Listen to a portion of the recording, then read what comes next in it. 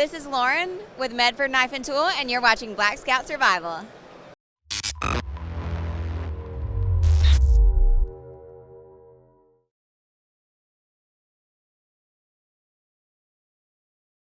right, guys, so we're over here at the Medford Knife and Tool table. And Mr. Medford, you've got a few knives. Can you tell us about them? Well, I got all kinds of knives. I got a couple new ones. If you want a quick look at the two like fresh popping things on the scene with us right now, we've got our USMC Fighter, which has just come out. We brought 35 of them. I think we got 2 left. It's a fantastic knife. Obviously, it's kind of inspired from the World War II Marine Corps fighting knife that was made by a bunch of companies. We made some changes to it. So if you look here, instead of having a old-fashioned clip point Bowie type tip, it's got a drop point for different strength, modern sentiments, modern design aesthetic. Hollow ground main bevel, flat ground top, false edge. It's got the same fuller groove people are used to seeing over the years. Where it really starts to change is in the metallurgy and from the handle back. The traditional fighting knife had, it's got, you got to remember, it's made during a time when we're constrained materials, constrained money, constrained cost. And so it's the perfect knife for the time, just like an 03 Springfield was for World War I, right? But you wouldn't want to go to Afghanistan with an 03 Springfield. So, this ain't your grandpapa's, fighting knife. S35 VN steel, metallurgy, 1/4 inch thick all the way. And it doesn't have the constriction points. That's probably the biggest point about the knife.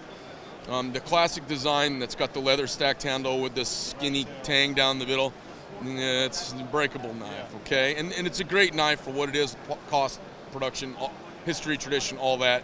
But I wanted a knife that doesn't have that issue. What you see is I took the leads off of these radiuses that you see, and I put them right here where the hilt is. And so now the hilt is 2-piece construction. It slides on and it rests in those radiuses. So there's no fracture corner, there's no constraint or choke point. So this tang is the full width of the knife all the way, even though this hilt is here. This hilt drops into these grooves, 2 screws hold it in place, and it's a precision 6.4 titanium piece, and it's got no wiggle or play. I mean, it's fantastically strong. And then the back end is 6.4 titanium solid piece, turned and threads. It's threaded and mills on here. I mean, it turns on here.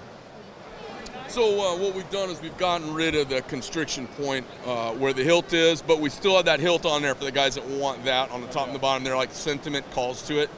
And then the handle, instead of it being a totally symmetrical oval or round, we've actually made it, it's an elliptical shape, and then it's got taper and saddle for the handle for the shape of a human hand instead of being round.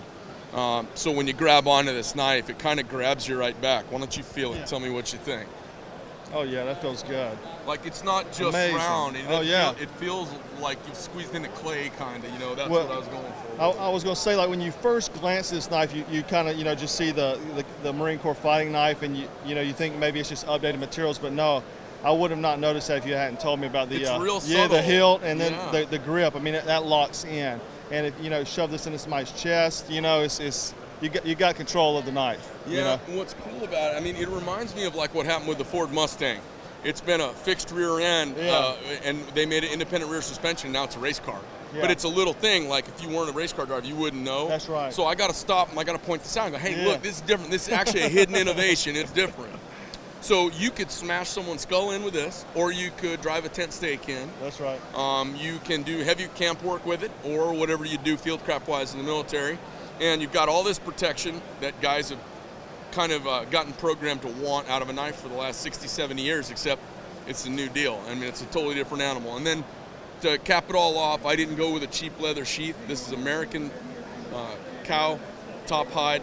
Yeah, very good looking sheath. I mean, double stitch is very much like a 1960s Randall sheath, which is kind of my inspiration for fixed blade quality. Like, I want it to be, that's my benchmark for making a good knife. Yeah. So, that's my USMC Fighter. I love it. To top it all off, this is a 3D contoured and sculpted G10, same material they use on the Marine Corps M45 pistol. Nice. So it's for jarheads, it ought to be just something they love. Folder-wise, I'm known for making big, burly, beefy folders, and I've come at the market this year with a knife called the Slim Midi. This is my mid-size Marauder, and I've done it in 1/8" material all around, S35VN, solid titanium, all stainless hardware turned in-house at our shop. And there's nothing not cool about this knife. It's slim and it disappears in your pocket because it's tiny. And when you open it up, you're surprised, oh, it's a real knife. Nice. Check it out a little bit. I'll hold the mic. Oh, it feels so lightweight. Too. So it feels like nothing. Put it in your pocket. If you yank it, whatever you got in there out, and throw it in there. And I can't even feel it. yeah, it's like it's not even there, and then you take it out and open that thing up, and it's minimalist. There's no bells and whistles, but it's sexy. It's got some cool lines on it. Good, very good. I like the clip there too. Very, very minimalist. Nice. Glad you like it. Nice. Yeah, it feels good. A lot lighter weight than the Chris Reeves too. Hey, Chris makes a world-class, fantastic product. Their company, and Tim and Ann and the family, and anybody, the best any of us could do is aspire to make something that measures up to those guys. So it's pretty cool. Yeah. A lot of great people in the knife world. These are all my friends. We all go have dinner and come through each other's houses, and it's nice. That's cool, man. Well, thank you for taking the time. Yeah, no problem. Appreciate it. Awesome work. Thank you. Thank you very much. What's going on, guys? Black Scout Survival. It's Blade Show 2018. I'm with the man, the myth, the legend, Patrick Rollins.